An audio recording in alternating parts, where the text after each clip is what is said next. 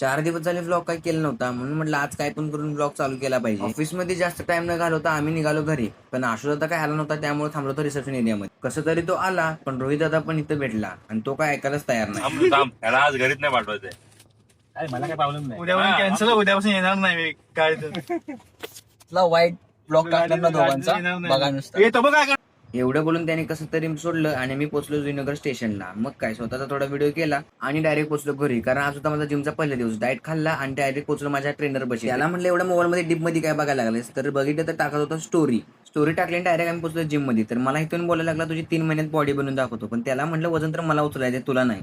तवर याचा इकडे वेगळा सीन झाला. 2 टॉवेल मध्ये त्याचा कोणताच टॉवेल आहे तेच त्याला माहिती नव्हतं, पण सगळ्यांना विचारून त्याला कसं तरी समज. लगेच इकडे माझा वर्कआउट घ्यायला त्याने चालू केला. कसं तरी सेट मारले आणि म्हटलं थोडे व्हिडिओ करूया. बघतोय तर हा अचानक पाठी दिसला. म्हटलं असं का करायला लागलाय, तर नंतर समजलं हे ऍप साठी आहे.